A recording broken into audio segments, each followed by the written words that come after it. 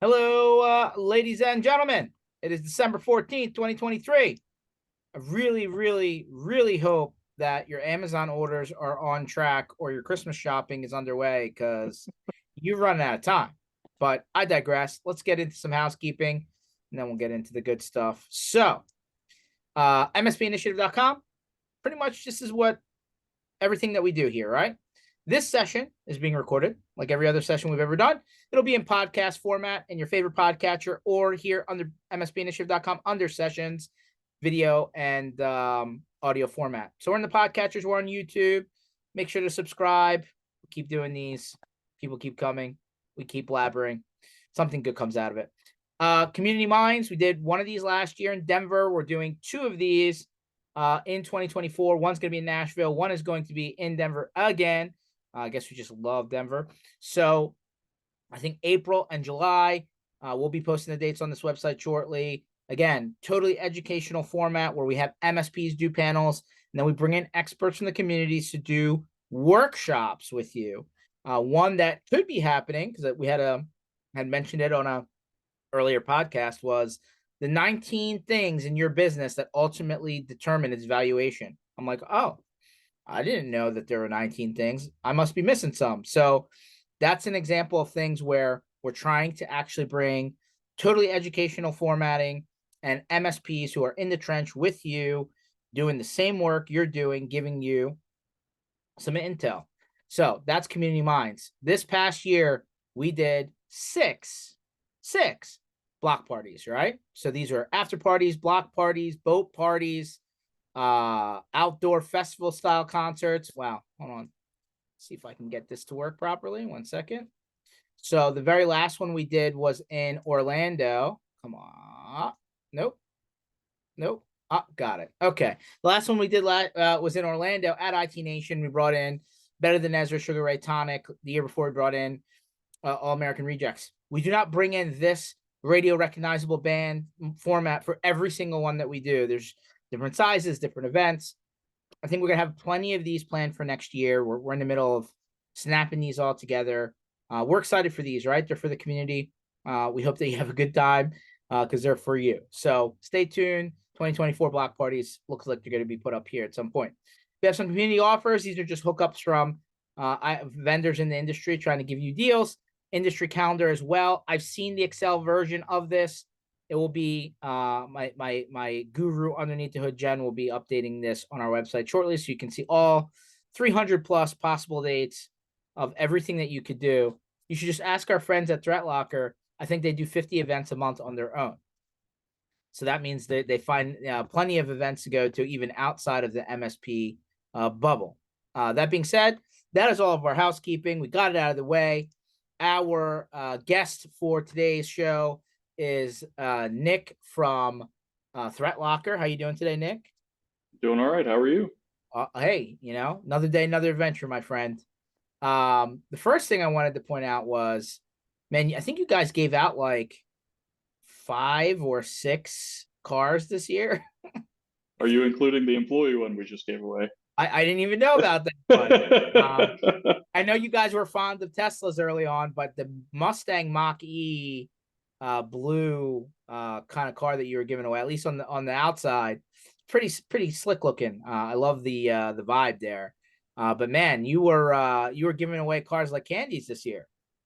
Yeah, it's a good way to get kind of the attention to the booth and everything like that. So, the marketing team has done exceptional at finding ways to, pull numbers in. You know how it goes. Everything trickles down. We can quantify what it means, and it seems to work. And it's honestly, I think more than anything, it's a good vibe. It's a good culture. It's just fun, and I think that's kind of the whole thing. Is it's cool, right? That's what we're part of what we're trying to do. We think it's cool. A lot of people seem to agree. So, probably the same old next year. Yeah, I mean, you've been putting your card in, right? You've been putting your name in the hat for that, I would imagine. You know what? I don't think I could. Even if I did win, I'm not sure I could take it. But I'll be honest.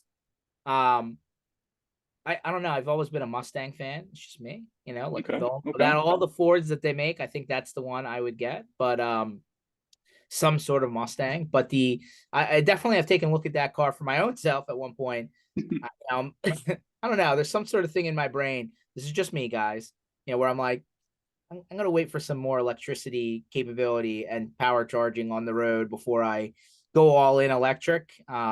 Stay Yeah. gas, but that's just me. I do a lot of driving for whatever reason. I'm up here in kind of northeast Philly area, and like if you're between Boston and like Northern Virginia and Pittsburgh, like that triangle, Hmm. just drive. Like everyone's like, you take the train. I'm like, I don't think I've taken the train like even 10 times in my entire life. Look, really? I'm like, yeah, you just get in your car and go. They're like, that's a lot of driving. And I'm like, but it's easy. And like, you just turn on sports radio and put the gas down. Like, it's not a big deal. That makes sense. Yeah, but hey, we all know what's coming. Technology is never ending. It is constantly moving forward. And the electric car thing is here for sure. If you're going to drive in style. Why not? Uh, Exactly. there you go. Who won the? Can we share? Who won the employee Oh car? yeah, we posted it on our Facebook or LinkedIn, stuff like that. It's actually very proud to say it's a person from my team that moved over to our infrastructure team recently. He was one of my tier threes. He was the team lead, Blake Burton. He's just one of those people that whenever he won it, we were all outside. Everybody looked over at me, people that were around me at least, and go, "Man, he deserves it every single time. He's 12 hours a day. He's working hard. Everything you throw at him, he just does it with a smile. And he's the most even keeled person I've probably met within my team that I've hired. Moved up the ranks, and now he's on the infrastructure side, just helping them out. So yeah, it was Blake. We're all super happy for him and proud of him. And then I think there's 13 or 14 other people that were in the running, and they all go on like a special trip because of it, because he won. But everybody else that was recognized as one of the top people that were voted for also goes on a trip. So pretty Hey, fun, and it's been happening every year. So I was gonna say. By the way, that's awesome. Number two, mm, pretty good consolation prize if you ask me. There was a yeah, time. There was a time in my earlier years here where I took a trip out with a couple of dudes, and we the whole point was to get on The Price is Right, and winning on Price is Right's exciting. The consolation prize from Price is Right isn't so exciting. So it's for me it was Cutco kitchen knives and a year supply of gourmet coffee that they ship to you every month, and I don't even drink coffee. Yeah, for whatever it's worth, I would say your consolation prize way better. Good good work to the people over at Threatlocker for creating some cool experiences for the team. But I was I'm not even a news guy, Nick. And we'll get into your story in a second for anyone who doesn't know you, but I'm just gonna throw this mm, out. I don't even turn on the channels. I sometimes flip through, the feeds, mm, just see what's happening. But yeah, that's not even really on my regular to-do list. But I just couldn't help but notice in like the last 5 days or so that both the US and the UK put out reports saying that like critical infrastructure is kind of not in a good place from a technology standpoint, and that if there was a targeted, thing on like water supply or power grid or that kind of stuff, that they would be in trouble. And I'm like, okay. I was like, by the way, if I know that there's a glaring problem, why am I putting that in the news? But okay, I'll just zoom back from there. Um, like we all talk about cybersecurity in the sandbox MSP land, about, hey, these are the things that we should be doing, and like let's move the bar up a little bit, and let's make it harder for like the low hanging fruit and all this stuff. But like we don't think about water systems, we don't think about sewer systems, we don't, like, these are just things that we take for automatic. Electricity, telephone towers, data, internet providers. But like they're from a 3,000 feet overview, not even 30,000 feet. If somebody wants to create mass havoc, that's where they're going to go, right? So I was starting to think to myself, and I'm like, well, number one, somebody should probably start thinking about this and not just go on the news and say that there's a problem. I was like, but number two, are their challenges the same challenges as our challenges? And I started thinking about this, and I'm like, there's basic blocking and tackling. There's like the training people on what's good and what's bad. I was like, but I feel like some of the same things we are doing in MSP land it's basically the same as what they should be doing, right? Like, I'm sure there's a couple extra precautions that could be taken, but in all, the cybersecurity issue pretty much applies to everyone everywhere. Like it's I hate to go too wide on it, but like it's they're kind of putting it out there in the news. Hey, we're in trouble. Well, why aren't you guys at the big company level paying the same attention as we are trying to at the smaller company level? What do you think? Yeah, absolutely. I mean, yeah, the issue is really, people, right? We protect end users from hackers, but hackers are intelligent people. It's a business. Their operations, there's funding, there's backing, there's a lot that goes on there. We highlight a lot of that through Zero Trust World with the different things that we do and the sessions that we have and try to show people. But we're working with IT professionals, right? So I think you're correct. There's a broader issue everywhere, and it's really just about people clicking on things, doing things wrong, downloading things, really not keeping things nice, right? Keeping things secure. There's really no focus for it. So, I mean, to your point, even this happened. Somebody attacked Pinellas County. I think it's about 2 years ago, and they raised one of the levels of something. I don't think it was like potassium or something like that. They raised it to a level that would have actually killed people if it had gotten through. The reason they found out, and this is troubling, is because the person working the machine saw his mouth moving. I think they used some sort of connection, whatever it was that they used, any of the connection tools that they could have used. Someone just let it run, right? And somebody clicked on it, they let him in somehow, and the guy saw his mouth move, and that was it. And they were probably a day or two away from people actually getting hurt. So the physical infrastructure of things that are controlled by archaic systems that have no security are very much an issue. You're 100% right about that. And I think it's just a matter of time before something large enough happens where then laws get passed and things get put in place and things like that. So zero trust, I think, is really the only way to start doing that, to start implementing that. Now, that's zero trust doesn't just mean allow this, don't allow anything else. It means security awareness training. You have to prep your people.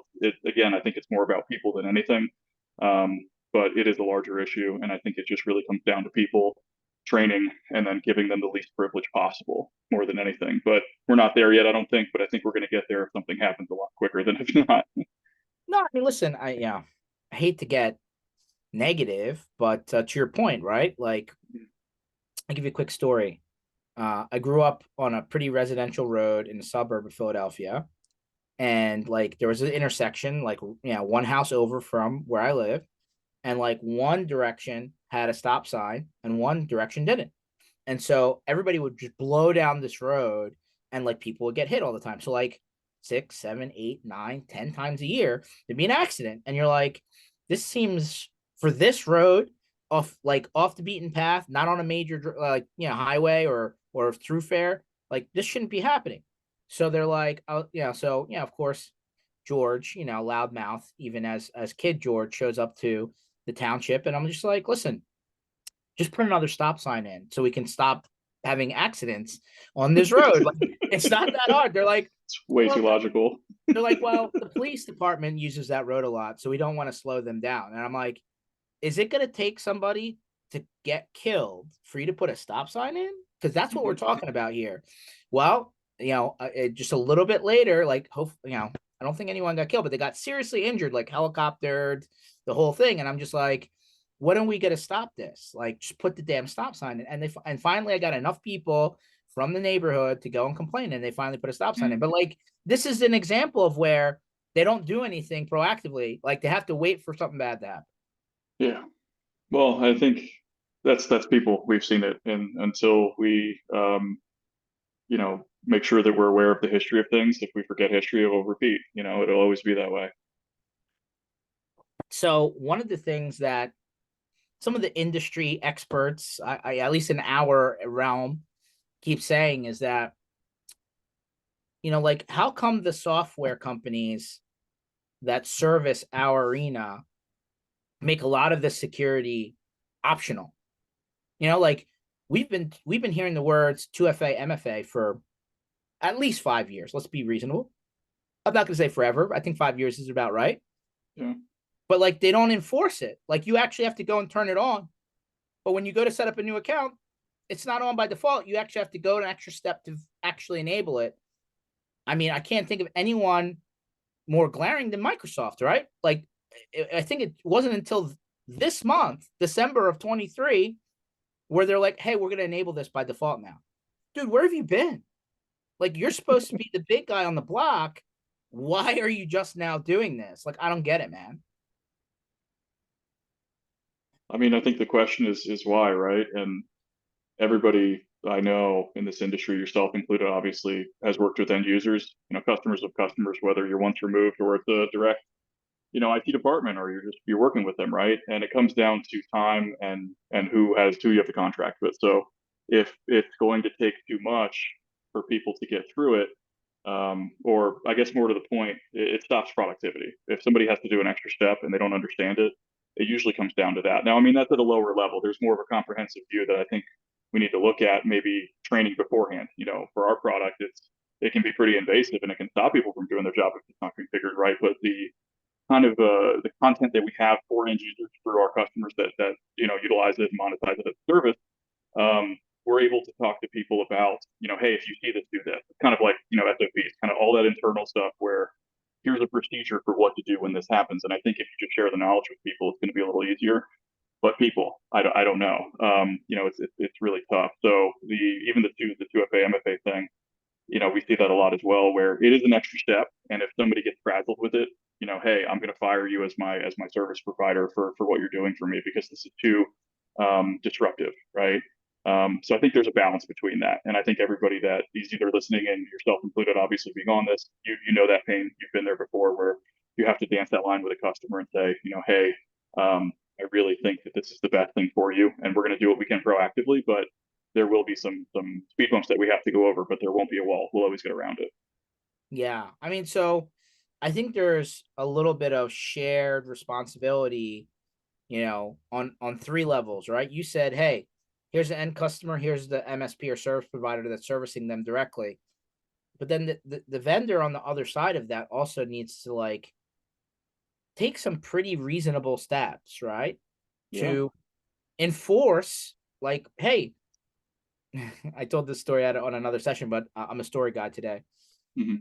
I got pulled over one time a long time ago, coming back from an Eagles game, and I get out of my car and I closed my door, and they're like, "Why'd you close your door?" And I'm like, "When you get out of your car, do you leave the door open?"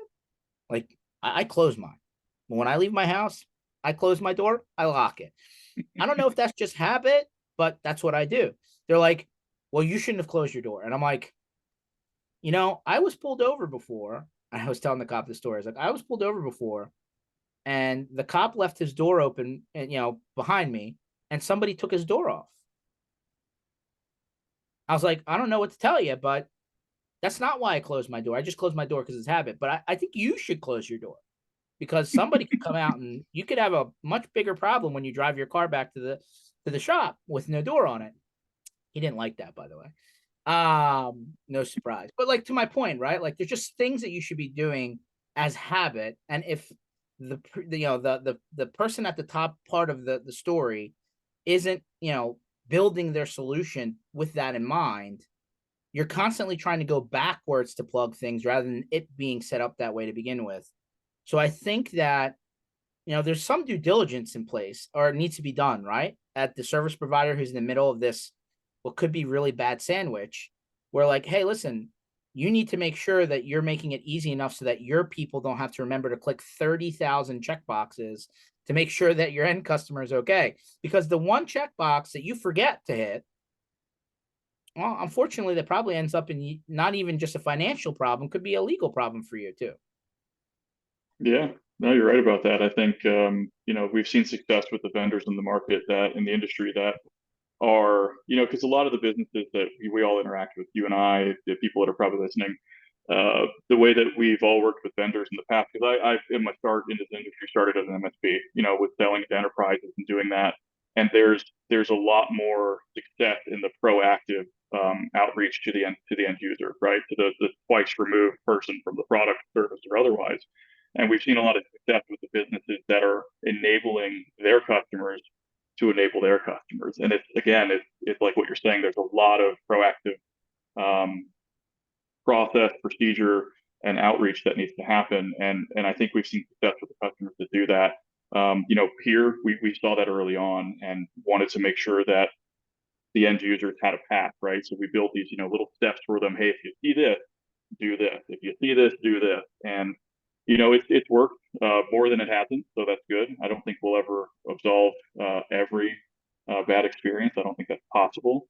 But I think the goal more than anything is to just minimize it, right? So, yeah, man, I'll tell you what, I feel bad for the cop that pulled you over. You're telling the guy a story about another story from another police officer.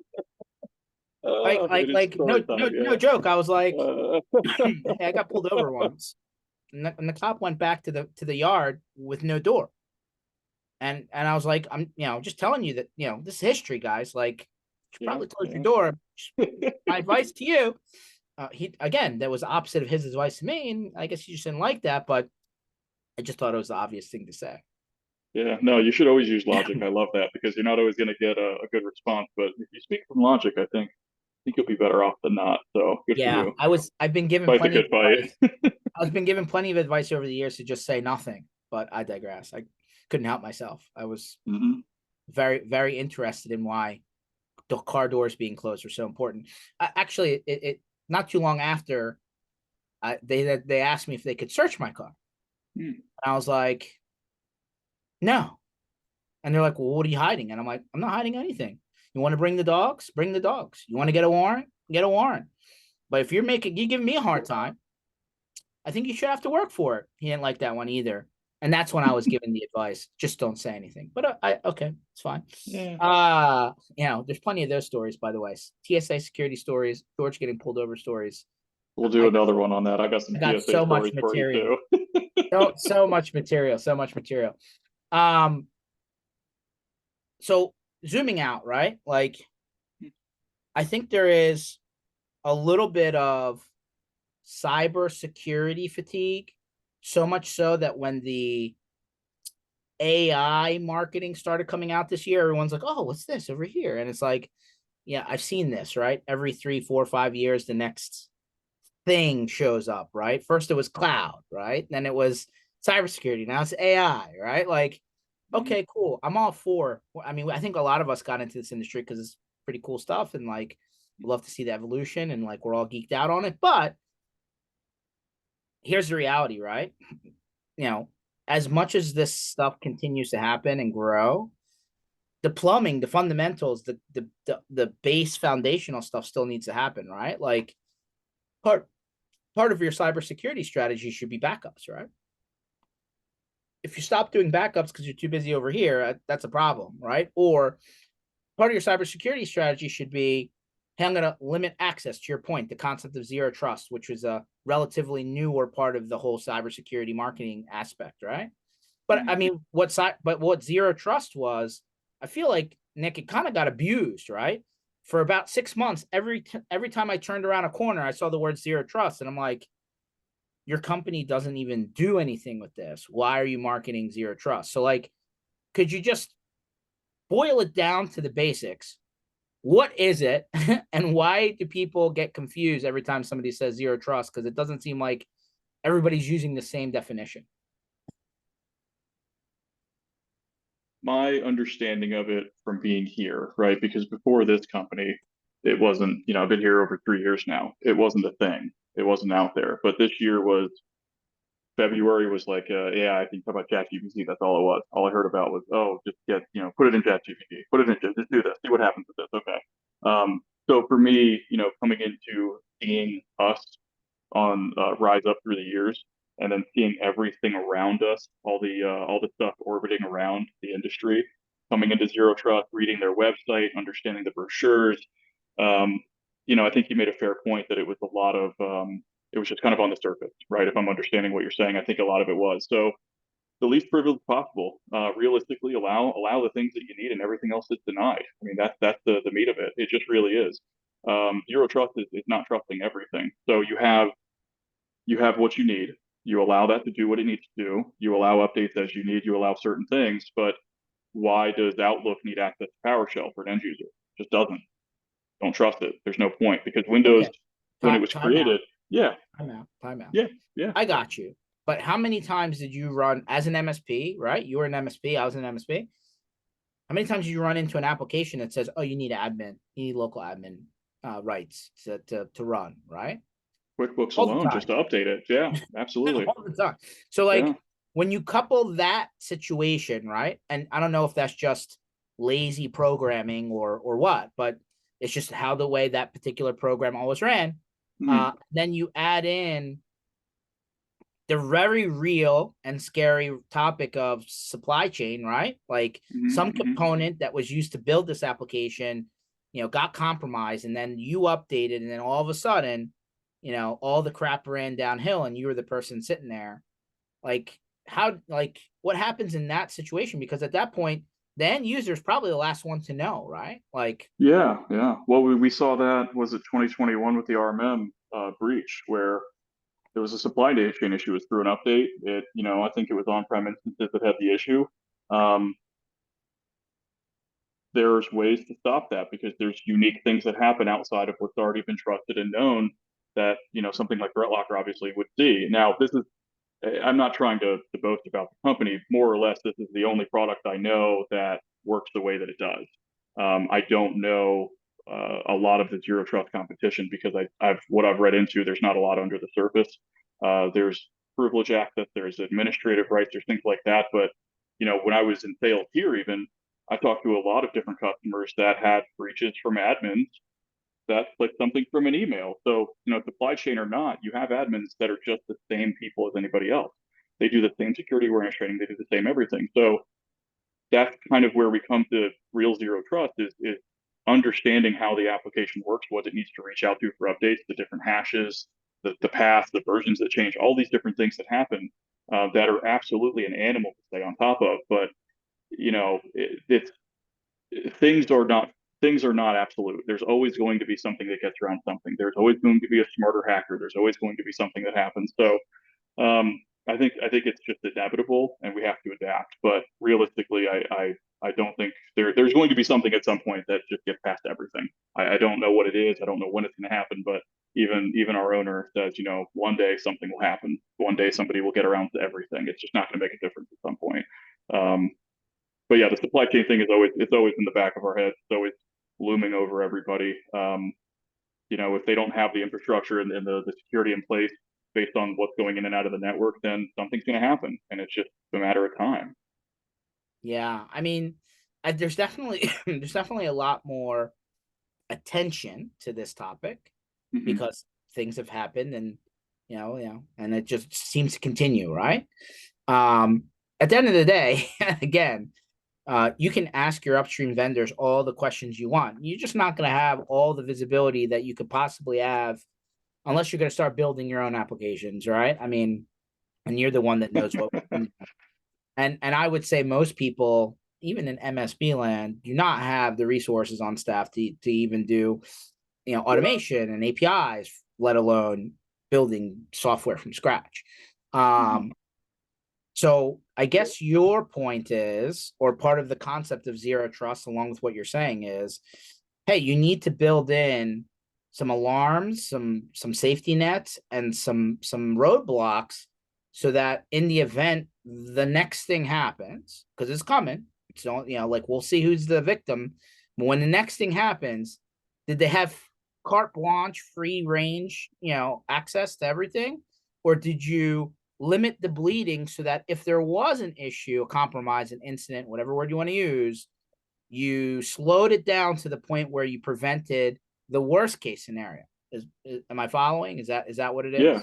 absolutely. I mean, minimizing the damage is always the key, right? Now, we've been successful in stopping those things from happening, but at the same point, I mean, I think the resources that smaller companies have, in the last 7 or 8 years, I've worked with quite a few smaller companies, one, two-person shops that they don't, like you're saying, they don't have the bandwidth to do their own things. They don't have those things, so they rely on their vendors. And the most successful ones probably, from what I've seen, use more of their vendors' time than anybody else. They leverage all the things that they have access to and the resources that don't cost them money, really their time at that point. But yeah, limiting the collateral damage is the best way to start out, at least in that capacity.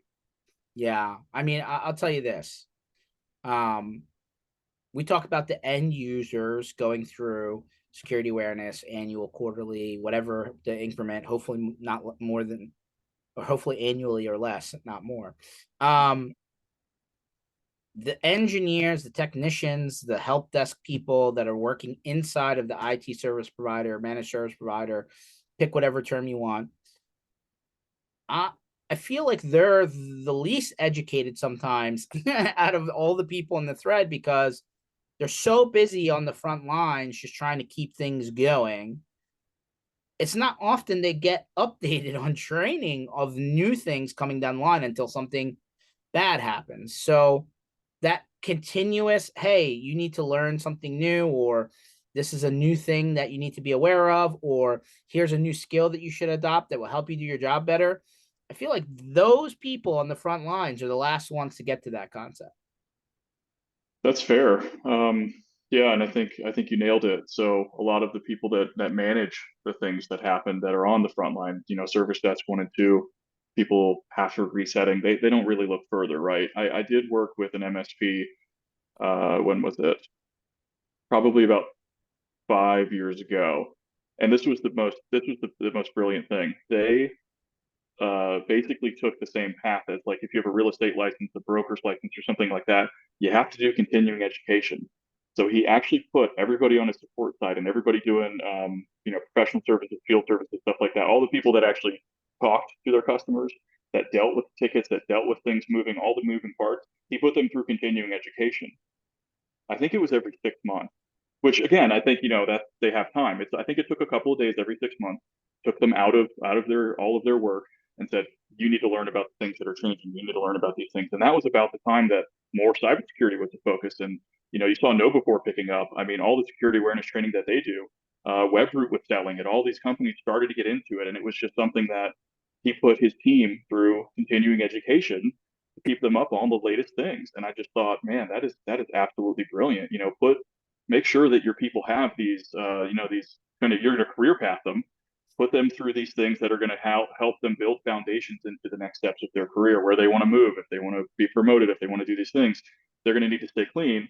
And I think that was the smartest thing I ever saw was they put their whole teams, everybody that touched anything that had to do with customers, tickets, or otherwise, he put them through continuing education so they actually were up on those things. So, but Hmm. yeah, I think you're right, and I don't see that happening in mass where everybody is, kind of pushing towards that or taking them away from their job and saying, hey, take a step back. Let's look at this from a high level. Let's get you guys back into the basics, right? Always look at data, pivot, and then analyze, right? So analyze the data, pivot when you see something happening, and make sure that you are just staying on top of everything. Which, I mean, I say that, but everybody listening, and yourself, myself included, we work so hard. We spend a lot of time doing these things in the businesses and the customers that we absolutely love, that we bleed for. It's hard to take a step back, but I think it's imperative to keep yourself right so that you can actually help other people. I mean, by the way, kudos to the company that was doing that. I think that's a really good idea, actually. Like, I know nobody wants to say, hey, take everybody off the front lines, don't answer the phone, don't answer tickets for 2 or 3 days. I'm Yeah, sure that, maybe there's a way to rotate through that. But even still, I think that's actually a pretty good idea. I feel like, more now in the past 12 months, right? 2023, I've started to see maybe the business owners like, hey, I've been to this event a few times. I'm going to start sending other people from within the organization to go start to hmm learn, right? And by the hmm way, that's kind of a double-ended win, right? Hey, I'm sending you to actually better yourself, but B, it's kind of like a hookup, right? Like how often you get sent on a trip to go to a Florida or a Texas, or where all these events are, some of these nice places. So I feel like this year more than maybe the last, I know COVID was in there, but the last 3 or 4 years, I started seeing service desk managers and senior engineers and project people and maybe some of the help desk, front end guys and girls actually showing up to these events. And I'm like, that's pretty cool hookup, right? I mean, these people yeah. probably don't have trips a lot for their job. Not a bad way to get out of the house, basement, wherever your home office is, office if you're still in one, and get to go and actually communicate, like learn from other people in the industry. Yeah, absolutely. I think, it's funny you say that because if I would have never, that thought would have never come through my mind. But man, we've been to so many trade shows over the years. I mean, I think ourselves, we did 250 or so this year, just in what we do. It's a lot of But I've started. changes. Yeah, I know. Well, we got a lot of cars to give away. No, but you've seen a lot more people from a lot of different levels coming in, and that's really fantastic. I mean, we sent our learning team on our learning platform, all the technical writing, all the university coursework that we do for our customers, and also internally, we sent them on a week thing. I think it was out in Las Vegas recently for just for them to get kind of apprised of all the new stuff that's happening, all the things that they have for resources, and that's not something that I've ever seen before, and I've seen at our shows. Every year at Zero Trust, we see different people coming in from different levels, and I say, "Oh, I've worked with your director, I've worked with your VP, I've worked with your CISO, whoever it is." And these people that are coming there, they're so cool because, like you said, they never really. It's a win for them because they get to go somewhere really cool, Florida, Texas, or otherwise. But then they always see other people going, and then they get that swag table when they come back at the stuff they didn't want. They get to pick from it, but now they get to be the ones going and picking up the cool stuff and learning things. And I think at a deeper level, it energizes people. It gives them a desire. It reignites the fire for whatever they're doing. Because at the end of the day, imposter syndrome. I feel like I'm just typing keys on a keyboard, just talking to people, right? That's all I feel like I'm doing half the time. But those things are the things, the shows, the having your team go to it. That's the stuff that I think really reignites somebody's passion and reminds them what they're doing. 100%. So shameless plug. We did, by the way, everybody Yeah. listening to this, we did not talk before this episode. We just jumped right into it, like almost every single time we do this. But for whatever it's worth, here's one of the opportunities, and I've been to now 2 or 3 of these myself personally. Zero Trust World, it's not just about their solution, although if you want to see it, it's definitely there to see. But this is a pretty cool event, February 26th, 28th, or 25th to 28th. I'm sorry. So that's 3 days. 25th, 26th, 27th, 28th, 4 days. Sorry. So there's a Sunday pre-day, Monday, Tuesday, Wednesday. Check out zerotrustworld.threatlocker.com. I just went to Google and I just typed in Zero Trust World. It took me right there. And check out this event. This is a pretty cool one to go to, or to even send your people to, because what they do is they try and lab train your people, and there's certification exams which are great, and we all like credits for all that stuff.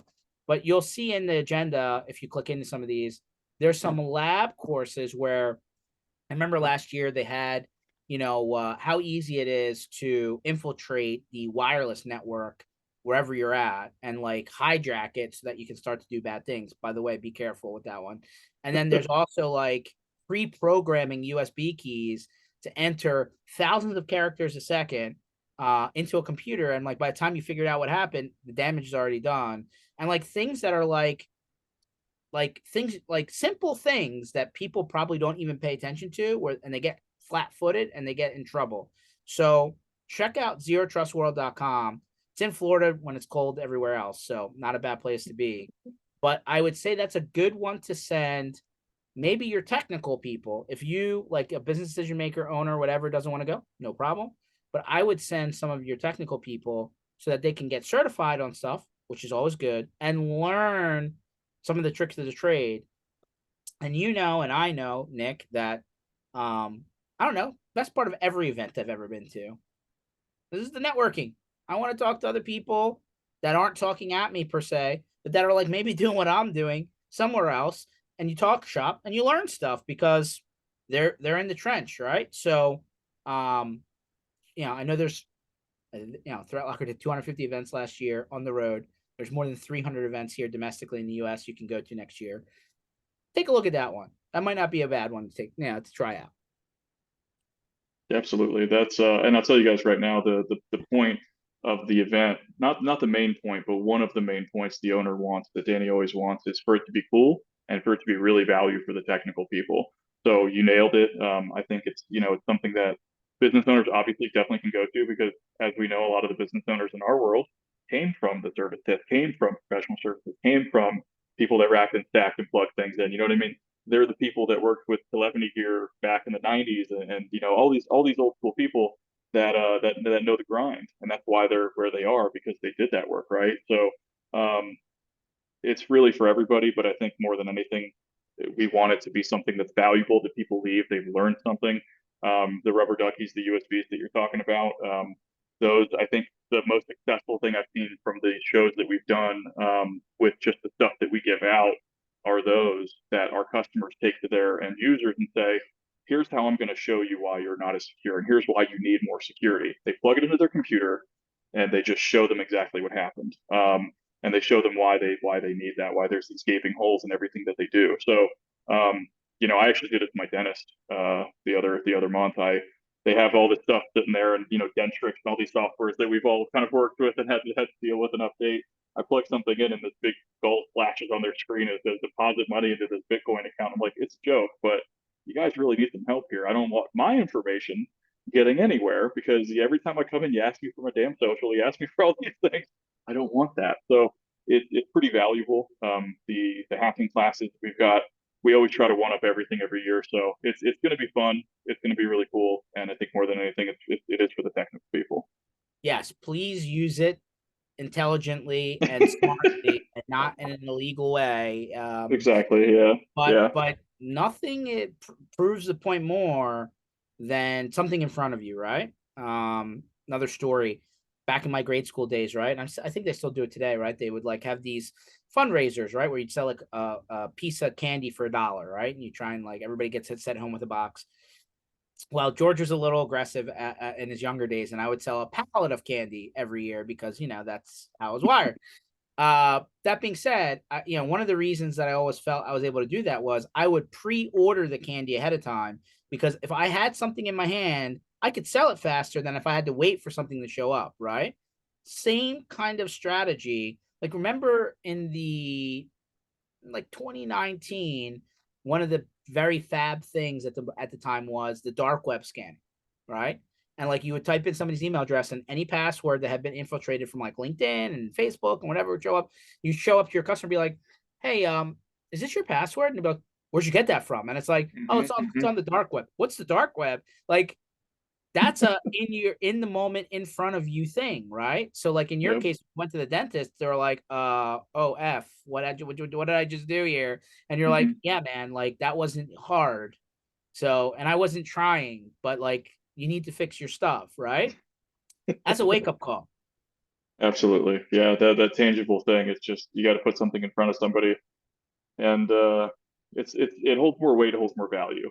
Um, yeah, and I knew you were like that. See, I used to sell Girl Scout cookies, but I figured you were like that because you're a salesperson, man. I know you're in the technical stuff, but you love the sale.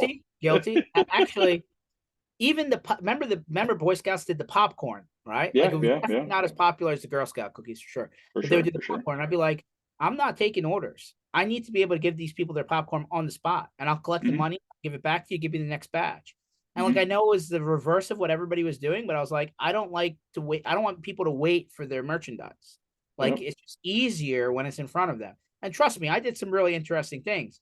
I would like sell candy outside the movie theater. They wouldn't like that, by the way. I'd be like, go to me, okay, they're like, it's cheaper than in there. And they'd be like, yeah, give me some candy. And like, I would do stuff like that, but it worked. It worked. So even though it's a little, some will say it's gimmicky, this is part of the problem. I know we're going a little bit off the cybersecurity topic, but I think it's just a technology industry issue. Hmm. For 20 years, every time I've seen people surveyed, one of the top 5 things was MSPs are not good or need help in sales and marketing. Sometimes you just need the right tool, trick, angle for the right conversation. And like, by the way, for people who aren't bought in, right? They're like, you're just trying to, scare me. This isn't an issue. And I'm like, hey, dude, you don't have to go to the headlines. You can just go down the street and find people in your town that have been hit. But if you don't think, if you think I'm just giving you, blowing smoke up your behind, let me show you. I'm going to get your wireless password from your cell phone and your laptop. I was like, I'm going to show you what your wireless password is. Like, what do you mean? And like that other trick that I learned from Zero Hmm. Trust World last year, I was like, it could be dangerous, but in reality, you can get a lot of intel information off somebody, and they don't even know what's happening. Yeah, no, absolutely. I mean, again, use it correctly. Use it. with a good moral compass. But yeah, definitely that's the move. I think that's the only way to bridge the gap sometimes because end users, internal IT enterprises are looking at something as risk and risk mitigation and protecting loss. If you can show them what that means and say, do you know how much downtime, what that costs you? I used to work next to Tech Data actually in Clearwater years ago, and they were down. I think AWS on the East Coast went down for a day or two, which is unheard of. Hmm. They One of the top people of the logistics team, because I was shipping a lot of hardware at the time, told me every however many hours, like 2 or 3 hours, they were losing $1 million because the pallets were sitting, they weren't moving gear, and they could quantify their downtime. So, I think that's more important than anything is understanding the market, seeing what the end users are doing, understanding their business, their revenue, and saying, if you're down for a day, if you have to revert to backups, that's fine. That's a quick way to recover. Quantifying their downtime and showing them the cost for something makes it more tangible as well. Because you can throw gimmicks at them, you can throw anything at them, but I think the best use of time in a sales capacity to bridge the gap between the value add and them understanding what it means to the business is showing them the quantifiable measure of what they're going to lose if something happens. Now, password, things like that. You can help them with security awareness training, but I think part of it more than anything in the successful businesses and MSPs I've seen, they're telling their customers and their prospects what their downtime costs them, and they don't always know that. So you're coming with value, you're coming with new information, and you're saying, I can help you. And here's what it's going to cost to help, and it's a lot less than what your downtime is going to cost you. I mean, at the end of the day, just like my story in the beginning, which was, hey, you get away for somebody to get killed before you just put a stop sign up. And by the way, a stop sign is not very expensive to put up, guy. Um, when your company's down for a week, 2 weeks, 4 weeks, 6 weeks, I mean, you might not. Some companies don't survive that, right? They, like small companies may just bite the dust, right? We saw this during COVID, where they can be fragile, and I don't think people think about that. They think and I know that the word insurance comes up all the time. Yeah, your insurance is probably Swiss cheese when it comes to this conversation. I think a lot of people think they're covered. It's a false sense of security. You're not covered because your insurance agent that's selling you your general, insurance and your car insurance and your professional liability insurance, it's just a tuck in for them, or it was for a long time. And like when you actually have somebody competent read through it, you find out, um, if you go back and just ask scenarios to your insurance person, I think you're going to find out the answer is really no in a lot of cases. And it doesn't take much. It doesn't Yeah. take. No, and you're absolutely right. I think the underwriters that do the policies and look at the risk and everything, they're looking for ways to not cover a claim. And then when they find none of that, okay, it's covered, right? It's the opposite. Years ago, I was in the insurance industry, and that was, as an adjuster even. And I mean, you're looking mainly for reasons, and you're trained for reasons of why to find a way to not pay something. And a lot of people assume that, and they're not wrong. And yeah, it's definitely something that you don't have a lot of safety measures in place. So, if you want something done right, do it yourself. Get yourself in there, get your gloves on, get dirty, and just try to make it happen. Which a lot of the smaller MSPs are bootstrapping it. They're doing that. They can't afford these big policies, these millions of dollars of insurance. Um, but depending on the type of vendors that you can leverage, you know, um, leverage other people's time and money to protect yourself as much as you can. And I think the MSPs got the message, even recently, within the last year or so, that if you are handed the check the boxes true or false from the insurance, from somebody's insurance company, and you are like, well, I'm gonna round up, right? You're almost there. I'm gonna say yes. That's not good, because that almost there could be the linchpin to the whole thing not being handled. So I think you gotta, like, number one, the MSP's got to be real careful, and I would round down. Hey, if it's not 100% true, the answer is false. You don't have it all turned on, right? You don't have it all set up. You don't have all of the right pieces in place. And by the way, if that means that your end customer's premium goes up by 5x, or they aren't able to even take it at all, then that's what it is. Like, don't put yourself in a compromised position as an IT services provider to be the guy, who they're going to point the finger at and say, well, like George filled that out, not me. And then they're going to go to you and they're going to say, why did you answer it this way? And now you're in a bad spot. And by the way, this is not a fictitious hypothetical thing. This is happening. This has happened. And by the way, it's going to be worse because I've seen the more recent ones where it says, please write who is the person completing this application and sign it. Yeah. Yeah, when you leave it up to somebody else and it's subjective, that gray area, you're going to lose every single time. I mean, we've had a lot of meetings lately here going through FedRAMP processes, and there's 176 pages on an Excel sheet of responsibility and who covers what, and that's hours and hours of meetings with C levels, with VPs, with everybody, and it's all about liability and who owns what, and that they don't leave anything to the gray area. But what you're saying, you're 100% right. If you leave that up and it's subjective, you're going to lose every single time. Yeah. So, I mean, at the end of the day, what's your best position, right? I mean, everybody's going to say, hey, I got phone calls, emails, postcards, packages coming in the mail, text messages of every security company solution product on the planet calling me, trying to sell me their solution. Why is Threatlocker something that they should pay attention to in a what is, many people say, a very crowded, vertical cybersecurity? Every since a new thing pops up every day, why should they look at Threatlocker as a service provider? That's a fair question. Off the top of my head, our business, our industry, there's a lot of intelligence. There's a lot of smart people. IT is not exactly for the weak, right? You have to have a strong backbone and you have to be able to talk to people about things that are just very much under the surface level. So I think that the MSP market are, they're people just like anybody else, but they're generally intelligent people. And I think they can see through what's on the surface. So why people should look at Threatlocker? Because when you go through the POC, when you go through a trial, you're talking to our solutions engineers, you're talking to even the salespeople.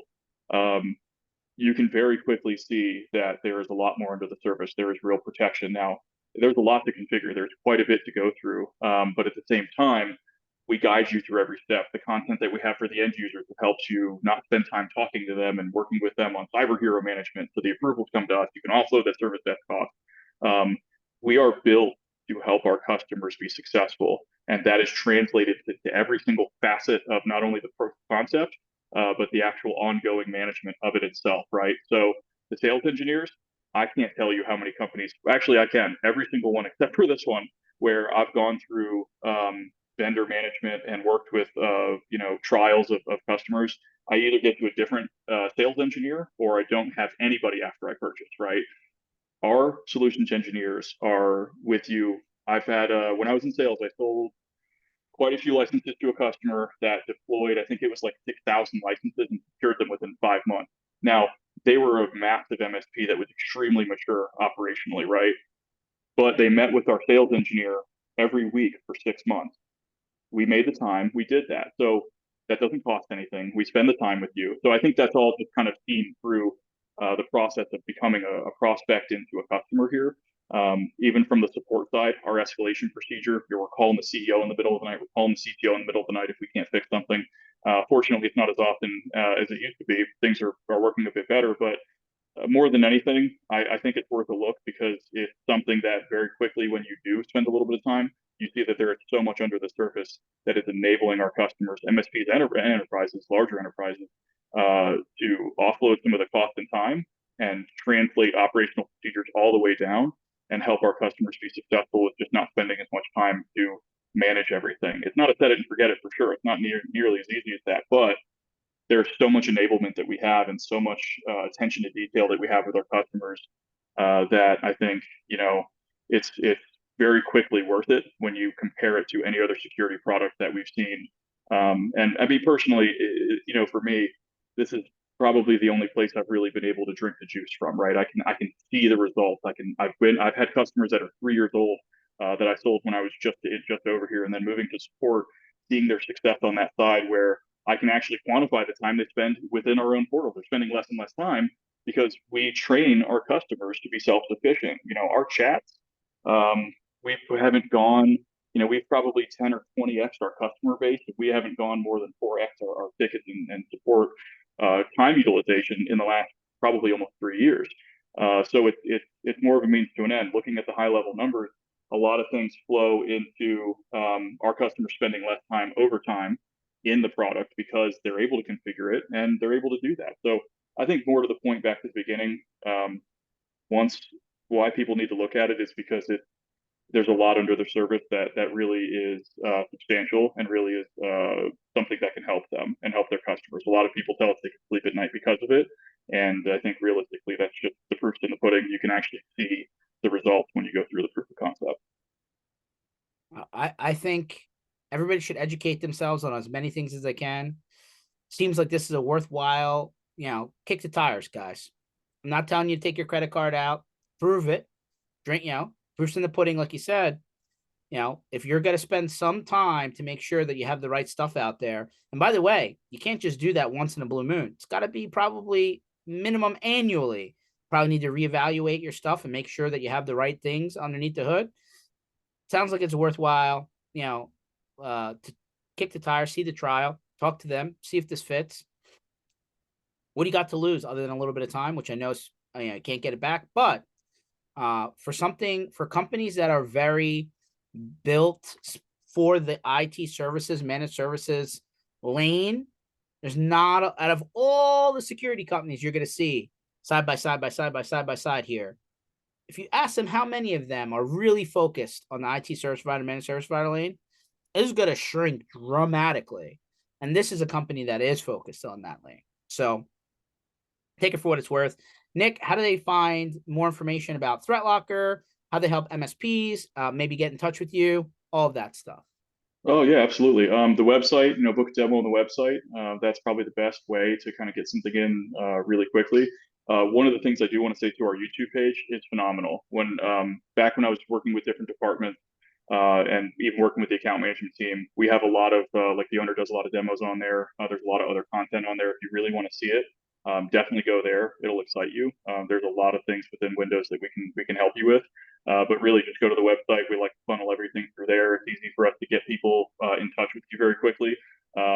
Yeah, absolutely. And support itself, who I'm the kind of the director of the support team. Come into chat.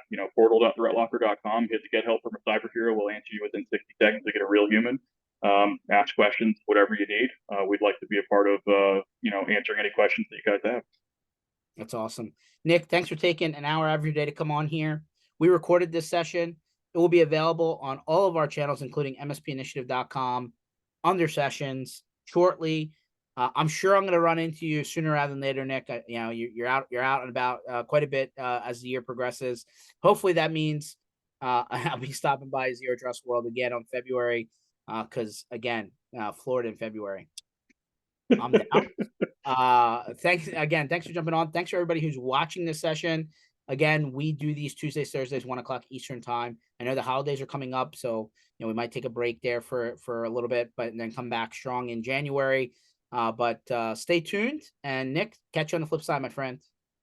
Thanks, George. Appreciate your time. Thanks, everybody. Take it easy.